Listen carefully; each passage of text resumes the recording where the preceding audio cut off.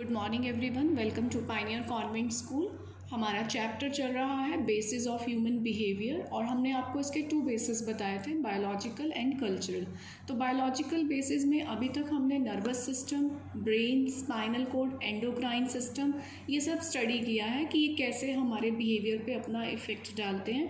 आज biological process का हमारा लास्ट टॉपिक है हेरिडिटी। उसके बाद हम जाएंगे cultural basis of human behaviour पे। तो सबसे पहले हम आज स्टार्ट करेंगे विद हेरिडिटी और बायोलॉजिकल बेस आज हमारा फिनिश हो जाएगा। So let's start with heredity. Heredity हमारे बिहेवियर को कैसे इफ़ेक्ट करती है, लाइक जीन्स वर्सेस बिहेवियर। सो सबसे पहले तो हमें ये समझना है हेरिडिटी क्या होती है और हेरिडिटी की स्टडी करना क्या कहलाता है। तो जब हम स्टडी ऑफ इनहेरिटेंस करते हैं, मींस हेरिडिटी को स्टडी करते हैं, that is called genetics. Now what is heredity? Heredity होता है जब हमारे पेरेंट्स से, हमारे ग्रैंड पेरेंट्स से, हमारे एंसेस्टर्स से उनकी जो क्वालिटीज़ हमारे अंदर आती हैं वो कैसे आती हैं, वो जीन्स के थ्रू आती हैं। और उस जीन्स की ट्रैवलिंग को एक जनरेशन से दूसरे जनरेशन में जीन्स का जाना, हैबिट का जाना, नेचर का जाना, वो कहलाता है हेरिडिटी। सो कैसे ये वर्क करता है, कैसे फंक्शनिंग होती है, लेट्स सी। आपने 10th क्लास में रिप्रोडक्शन पढ़ा होगा कि कैसे रिप्रोडक्शन होता है कि मदर से ओवम, फादर से स्पर्म, ये दोनों मिलके जब फर्टिलाइज होते हैं तो ये एक सेल बनाते हैं जिसे हम कहते हैं जाइगोट, जिससे बेबी डेवलप होता है। तो मदर से 23 क्रोमोसोम्स आते हैं, फादर से भी 23 क्रोमोसोम्स आते हैं और ये दोनों प्लस होके बेबी को मिलते हैं 46। ये जो जीन्स होते हैं, ये जो क्रोमोसोम्स होते हैं, ये जो बेबी में ट्रांसफ़र होते हैं, ये इस थ्रेड लाइक स्ट्रक्चर में होते हैं। और इस थ्रेड लाइक स्ट्रक्चर पे जो ये आप डॉट्स देख रहे हैं, ये जीन्स होते हैं और इनकी लोकेशन को हम कहते हैं लोकस, मींस ये इनकी लोकेशन है, इस पे जेनेटिक मटेरियल ट्रांसफ़र होता है। नाउ जीन्स में क्या होता है? जीन्स में होता है डीएनए, जिसे हम कहते हैं डीऑक्सीराइबोन्यूक्लिक एसिड। यही वो डीएनए है जो पेरेंट्स से नेचर को, हैबिट्स को, ट्रेट्स को लेकर बेबी में शिफ्ट करता है। तो जब जीन्स हमारी बॉडी में ट्रांसफ़र होते हैं तो हमारे अंदर 2 तरीके का मटेरियल आता है, एक होता है जीनोटाइप, एक होता है फिनोटाइप। जीनोटाइप होता है जेनेटिक मटेरियल, जिसके थ्रू हमारे पास जो भी मटेरियल शिफ्ट होता है वो विजिबल नहीं होता। For example nature, behaviour, likes, dislikes and diseases भी हमें अपने पेरेंट्स से गुड थिंग्स भी मिलती हैं, हमें उनकी बैड थिंग्स भी मिलती हैं। तो कई बार हम कहते हैं ना कि इस बच्चे का बिहेवियर बिल्कुल अपने फादर की तरह है। किसी मदर को मीठा पसंद नहीं होता तो बेबी को भी मीठा पसंद नहीं होता। तो likes, dislike, nature, behaviour, diseases, ये सारा जेनेटिक मटेरियल होता है। एक होता है फिनोटाइप। फिनोटाइप वो मटेरियल होता है जो ऑब्जर्वेबल है, जो दिखाई देता है, जैसे कि आइज़ का कलर, हेयर का कलर, हमारी हाइट जो हमारे पेरेंट्स से मैच करती है। तो आपने ये याद रखना है, observable material is phenotype and एक होता है genetic material, that is genotype. Now heredity और ये जो क्रोमोसोम का जो ट्रांसफ़र होता है, ये बेबी का सेक्स भी डिसाइड करता है कि वो बॉय होगा या गर्ल होगा। सो वैसे तो ये साइंस का टॉपिक है, but let's understand it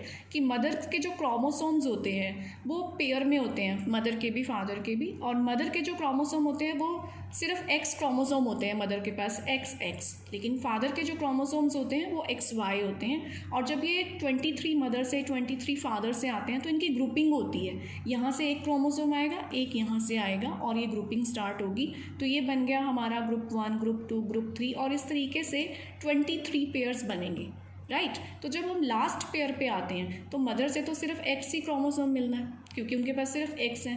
father से X भी मिल सकता है और Y भी मिल सकता है। अगर फादर की तरफ से X क्रोमोसोम आएगा तो यहाँ से क्रोमोसोम हो गए X and X, that is female.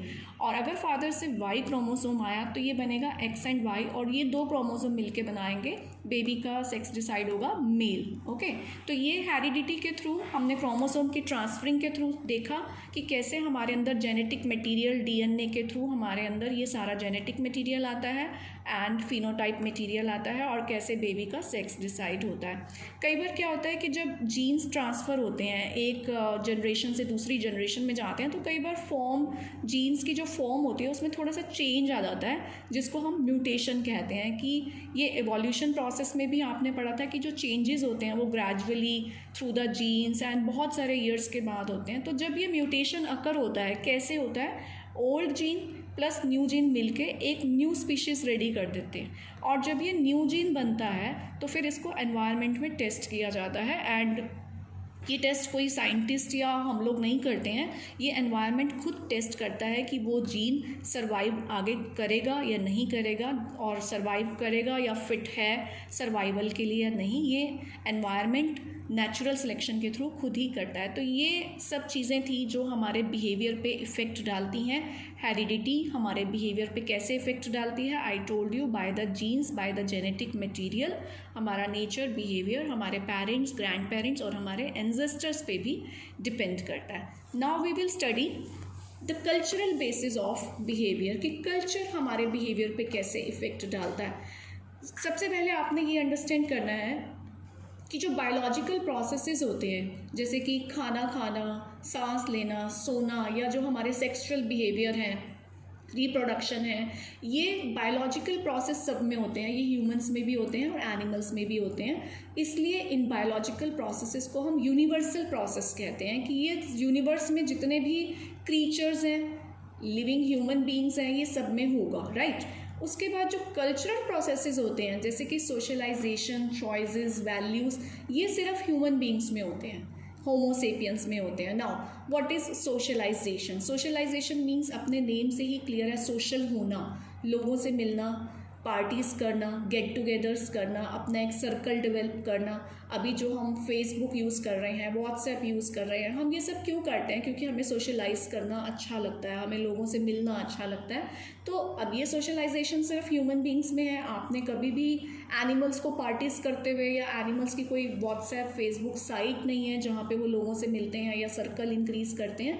तो कल्चरल प्रोसेसेस जितने भी हैं, चॉइसेस हैं, जो वैल्यूज़ होती हैं, जैसे हमारे अंदर कुछ वैल्यूज़ हैं, हम कहते हैं honesty is the best policy, या हम कहते हैं कि हमेशा सच बोलना चाहिए। ये सब वैल्यूज़ ये सिर्फ ह्यूमन बीइंग्स में होती हैं, राइट।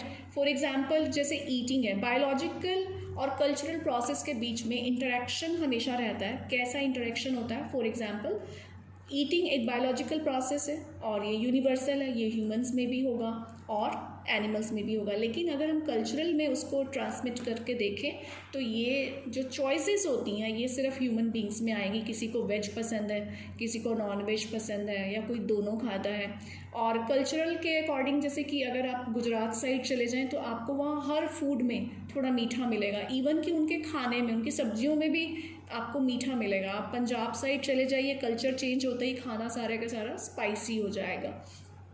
एंड जैसे सेक्सुअल बिहेवियर है, ये भी बायोलॉजिकल है और ये भी यूनिवर्सल है, ये ह्यूमंस में भी है, एनिमल्स में भी है। लेकिन कल्चरल का इफ़ेक्ट क्या है इसमें कि ह्यूमन बीइंग्स में हम अपना पार्टनर खुद सेलेक्ट करते हैं, फिर मैरिज होते हैं। There are so many processes जो कि एनिमल्स में नहीं होते हैं। तो बायोलॉजिकल ट्रांसमिशन हमारे अंदर और कल्चरल ट्रांसमिशन दोनों होते हैं, और ये दोनों मिलके हमारे बिहेवियर को डिसाइड करते हैं, हमारे लाइफस्टाइल को डिसाइड करते हैं। तो बायोलॉजिकल ट्रांसमिशन हमने अभी अभी स्टडी किया कि ये थ्रू द जेनेटिक होता है, जेनेटिक ट्रांसमिशन होता है, पेरेंट्स के थ्रू होता है हमारे अंदर, और ये यूनिवर्सल होता है। बट जो कल्चरल ट्रांसमिशन है that is found only in the humans. And जो बायोलॉजिकल ट्रांसमिशन है, जो जीन्स के थ्रू हम रिसीव करते हैं, वो हम अपने पेरेंट्स से, ग्रैंड पेरेंट्स से हमें रिसीव होता है। और जो कल्चरल ट्रांसमिशन है वो सिर्फ पेरेंट्स से रिसीव नहीं होता, वो हमारे पेरेंट्स से, फैमिलीज़, फ्रेंड्स, हमारे स्कूल्स, हमारा ग्रुप, हमारी सोसाइटी, इन सब से भी हमारे अंदर कल्चरल ट्रांसमिशन आता है। हम सिर्फ अपने पेरेंट्स से नहीं सीखते हैं कि हमें कैसे बिहेव करना है, कई बार हमारे फ्रेंड्स का, कई बार हमारे टीचर्स का हमारे ऊपर बहुत इम्पेक्ट होता है। तो हमारे बिहेवियर में चेंजेस कल्चरल के थ्रू बहुत ज़्यादा होते हैं। और जो बायोलॉजिकल ट्रांसमिशन है वो इंटरजनरेशनल होता है, लाइक एक जनरेशन से दूसरी जनरेशन में चेंजेस आते हैं और बायोलॉजिकल ट्रांसमिशन होता है। लेकिन जो कल्चरल ट्रांसमिशन होता है वो इंटर भी होता है और इंट्रा जनरेशनल भी होता है। इंटर कैसे? मतलब कि लाइक जो हमें अपने पेरेंट्स से कल्चरल इन्फॉर्मेशन मिल रही है, हम अडॉप्ट कर रहे हैं, हमारे ग्रैंड पेरेंट्स हमें बहुत कुछ सिखाते हैं। और एक होता है जो हम अपने आसपास की सोसाइटी को देखकर एट प्रेजेंट भी सीख रहे हैं, कि अपने नेबर से हमने कुछ सीखा, हमने किसी को देखकर अपने बिहेवियर में कुछ चेंज लेकर आए। तो इंट्रा जनरेशनल भी होता है और इंटर जनरेशनल भी होता है, लेकिन जो बायोलॉजिकल ट्रांसमिशन होता है वो इंटर जनरेशनल होता है ओनली। और जो बायोलॉजिकल ट्रांसमिशन होता है वो टॉप टू बॉटम होता है, ये आप बहुत अच्छे से अंडरस्टैंड करिए। Top to bottom in the sense grand parents से पेरेंट्स में, पेरेंट्स से हम में, और हम में से नेक्स्ट जनरेशन में जाएगा। ये रिवर्स प्रोसेस में नहीं चल सकता है। लेकिन जो कल्चरल ट्रांसमिशन होता है वो टॉप टू बॉटम तो है ही है, हम अपने पेरेंट्स से ही सब कुछ सीखना स्टार्ट करते हैं, लेकिन ये बॉटम अप भी होता है। अब बॉटम अप का बेस्ट एग्जांपल है यूज़ ऑफ टेक्नोलॉजी, कि हमें अपना फ़ोन बहुत अच्छे से यूज़ करना आता है, बट हमारे ग्रैंड पेरेंट्स को, हमारे पेरेंट्स को नहीं आता, तो वो हमसे ये चीज़ें सीखते हैं। तो यहाँ पे जो ट्रांसमिशन हो रहा है वो रिवर्स ऑर्डर में भी होता है। हमारे ग्रैंड पेरेंट्स फ़ोन यूज़ करना सीखते हैं हमसे, हमारे ग्रैंड पेरेंट्स फेसबुक व्हाट्सएप चलाना सीखते हैं, उनकी सारी टेक्नोलॉजी सीखते हैं। तो कल्चरल ट्रांसमिशन 2 वे होता है, और जो बायोलॉजिकल ट्रांसमिशन होगा वो 1 वे होगा। और बायोलॉजिकल ट्रांसमिशन का वे क्या होता है, ये जीन्स के थ्रू ट्रांसमिट होता है, और कल्चरल ट्रांसमिशन होता है थ्रू द मीम्स। मीन्स जो हम सोसाइटी में देख कर जो हम इमिटेशन करते हैं, इमिटेशन होता है नकल करना। हम अपने पेरेंट्स को देखते हैं तो हम बोलना सीखते हैं, तो हम चलना सीखते हैं, हम खाना सीखते हैं, हम जितना कुछ भी सीखते हैं अपने कल्चर में, सोसाइटी में, वो मीम्स के थ्रू सीखते हैं, लाइक इमिटेशन, नकल करना सीखते हैं हम। और जो बायोलॉजिकल ट्रांसमिशन है वो जीन्स के थ्रू होता है। तो ये है हमारा बायोलॉजिकल ट्रांसमिशन और कल्चरल ट्रांसमिशन का डिफरेंस है, और हम इसको, हमारे अंदर ये दोनों चीज़ें आती हैं, और जो एनिमल्स के अंदर आती है वो सिर्फ ये चीज़ आती है, बायोलॉजिकल ट्रांसमिशन, उनके अंदर कल्चरल ट्रांसमिशन नहीं होता। तो इसे हम डुअल इनहेरिटेंस भी कहते हैं, कि ह्यूमन बीइंग में डुअल इनहेरिटेंस होती है, biology plus cultural. So cultural basis of human behaviour में अभी हम इतना ही स्टडी करेंगे। इन द नेक्स्ट वीडियो हम कल्चर को थोड़ा और डिटेल में स्टडी करेंगे। Till then have a good day, see you.